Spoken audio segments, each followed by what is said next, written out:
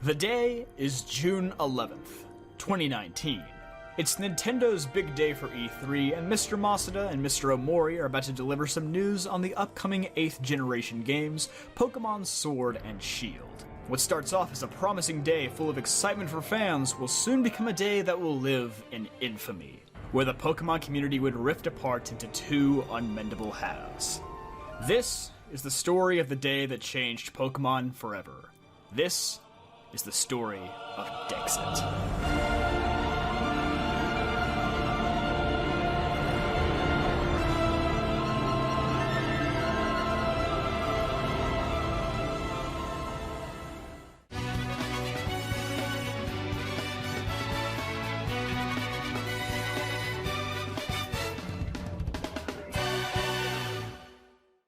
This is me. You're probably wondering how I got in this situation. Well, like in the case of any good nuclear meltdown tale, we have to go back and see what led up to it. In the case of Game Freak and the Pokémon Company, the ice had been gradually thinning for about 2 years, as far back as the reveal of Pokémon Ultra Sun and Ultra Moon, two separate enhanced versions of Alola that hardly anyone seemed excited to play through again. Although disappointment among players was high, Game Freak reassured the fanbase that Ultra Sun and Ultra Moon were more of a training project for their less experienced team, while the veteran team would continue working on a brand new Pokemon experience. Okay, no problem. Fast forward to May of 2018. Pokemon Let's Go Pikachu and Let's Go Eevee, remakes of 1998's Pokemon Yellow version, are revealed as the first core Pokemon titles for the Nintendo Switch. Once again, disappointment is inevitable, as this is the second set of Kanto remakes in the span of only 14 years, and we were coming hot off the heels of Pokemon X and Y and Pokemon Sun and Moon, two games that already favored Gen 1 nostalgia more than most people would like. Once again, the Pokemon Company clarified that a new game geared towards veterans would still be coming in 2019, and that Let's Go is more focused towards getting the casual Pokemon Go crowd familiarized with the core series and its mechanics. Some fans were okay with this approach, but others deemed this as Strike 2. Finally, on Pokemon Day, February 27th, 2019, the long-awaited Pokemon Sword and Shield were finally revealed to the public. It was a fairly standard reveal trailer. We got some snippets of the new region, so how battles would look, and who the new starters would be. It didn't look too out of the ordinary, but clearly with the mostly positive reception, Pokemon fans didn't mind it being more of the same old thing.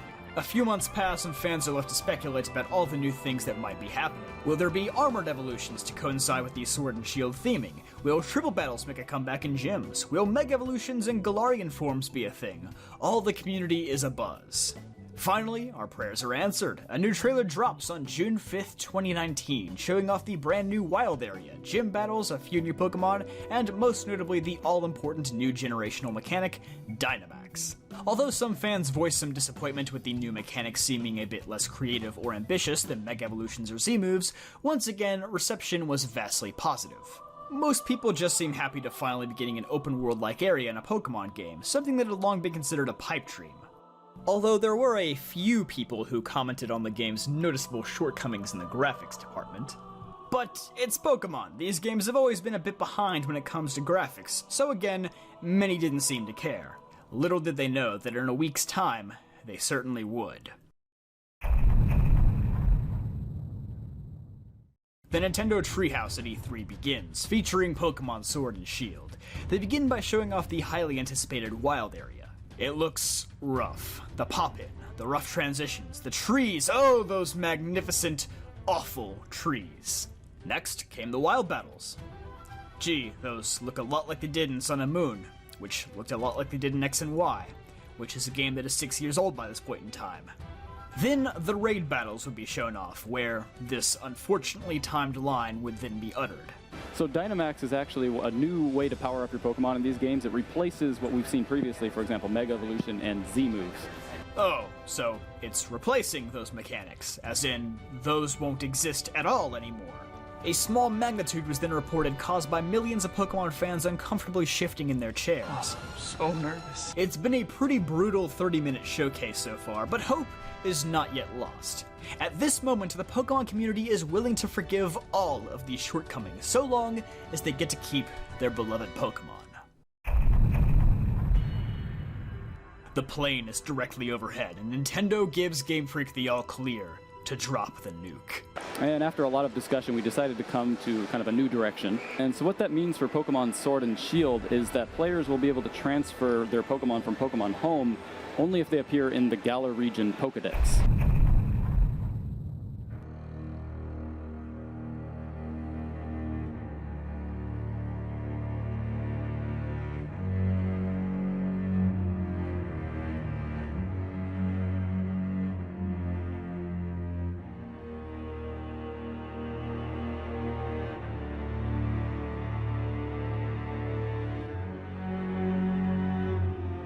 I would say that this was the metaphorical straw that broke the camel's back, but at this point, it may as well have been the hydro pump that annihilated the entire Camerupt. The fact of the matter is that most Pokemon fans had been willing to cut Game Freak every conceivable break over the past 2 years, but this was the point of no return. You could tell by the body language, the awkward breaks, and the prepared justification that this was not the announcement they wanted to make today.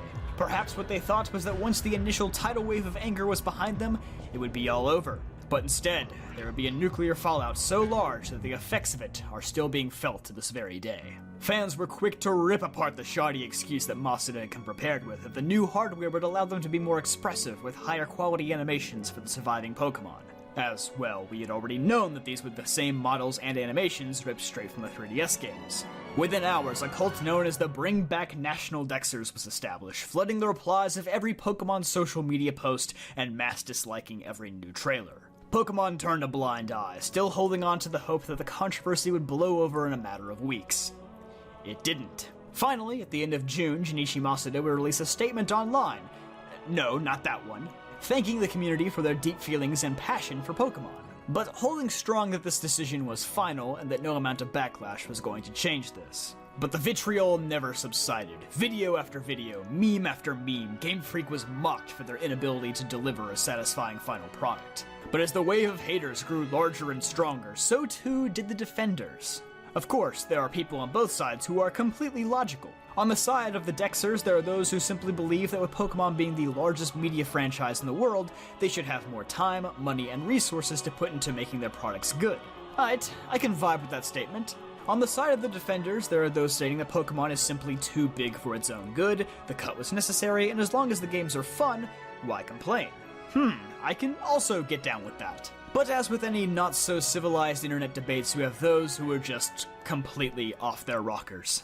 This Infernape has been my best friend for 13 years, and I cannot fathom why Game Freak would dare remove him from the game. Actually, I enjoy having less Pokemon. These are going to be the most polished games in the entire series. This is the third faction that encompasses both the most extreme haters and shills. I like to call it stupid people. And also, people who just need to play more video games. If you hate new Pokemon so much, just go play another game. But if you think that Pokemon Sword and Shield are the best and most polished games in the Nintendo Switch, then please, go play some other games. Which is why I'm here to help both sides out. You guys really ought to go play the new hit game, Raid Shadow Legends. Okay, I'm joking. Calm down, guys, come on. But basically, if you let Pokemon control your life's happiness, then as far as I'm concerned, you're all Quagsires, and you need to go touch some grass. Back to the history lesson. As you can imagine, things gradually became more and more ludicrous over time. In the week leading up to launch, the warring top Twitter trends were #GameFreakLied and #ThankYouGameFreak, the latter being launched by fellow popular YouTuber Mystic Umbreon. A major boycott of the games were called, and then Sword and Shield went on to become the third best-selling Pokemon games, and the best-selling since 1999's Gold and Silver. I think the ultimate question here is, did the controversy help or hinder Sword and Shield? Could these games have surpassed Gold and Silver sales numbers if some people didn't boycott? Or are we to subscribe to the belief that any publicity you get is still good publicity at the end of the day? Would these games have even come remotely close to these sale numbers if there wasn't a controversy trending every week reminding casual gamers, hey, there's a new Pokemon game coming out this November? It's a tough question to answer, but ultimately, that's just the end of Arc 1. Because in early 2020 it was revealed that Sword and Shield would be the first Pokemon games to get an expansion pass as DLC. Remember Ultra Sun and Ultra Moon, the games that kicked this whole story off because people believed that they shouldn't have existed in the first place and they could have just been DLC?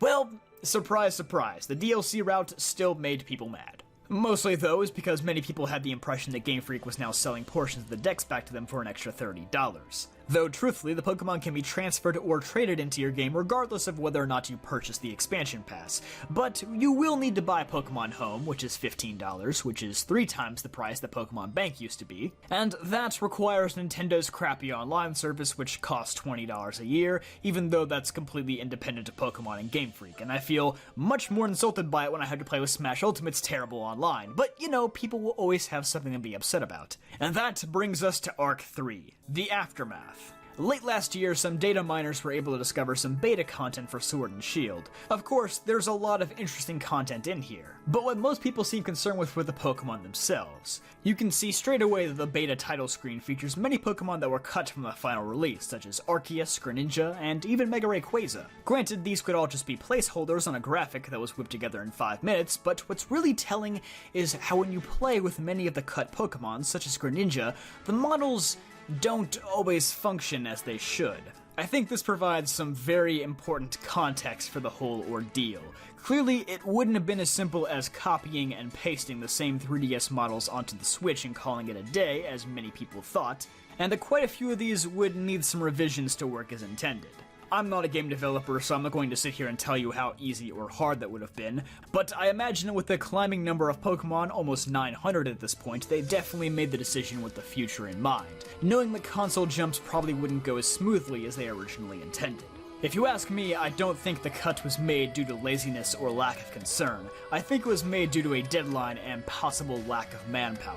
But even with this beta information, it's unlikely that we'll ever know the full story behind this controversy, as I'm sure Nintendo, Game Freak, and the Pokemon Company would all like to bury it and distance themselves from it as much as possible. We can even see this with the 2 upcoming games. It's highly unlikely that the Diamond and Pearl remakes are going to feature many, if any, post-Gen 4 Pokemon, and with Legends Arceus taking place in the distant past, in a world where a Pokedex presumably doesn't even exist yet, it would be far more understandable as to why these games don't have full connectivity with Sword and Shield. If we go back to 2013 for a moment, interviews with Junichi Masuda during the transition from Generation 5 to Generation 6 remind us that Game Freak never intended to ever cut Pokemon from the game, and the Pokemon Bank was being designed with the idea of allowing the same Pokemon to persist for several generations into the future. I like to believe that Game Freak's vision never changed, and that cutting the Pokemon was a last-ditch effort to get a game out on time as demanded by Nintendo, the Pokemon Company, and numerous other entities that profit off of the anime, manga, movies, plushies, and other merchandise. The franchise may have started with Game Freak at the helm, but now, more than likely, they're just a cog in a larger machine that refuses to stop turning. With billions and billions of dollars in the line, that new generation is launching in November 2019, whether they like it or not. And that's a business model that's unlikely to ever change as the Pokemon franchise becomes more and more lucrative every year. It will be interesting to see what the legacy of this generation is 10 years from now. Will people say, hey, do you remember Sword and Shield, those games where you fought with giant Pokemon? Or do you remember Sword and Shield, those games where half the Pokemon were cut out? Will the controversy overshadow the games themselves, or will time look back at them more fondly? I guess we'll have to wait and see.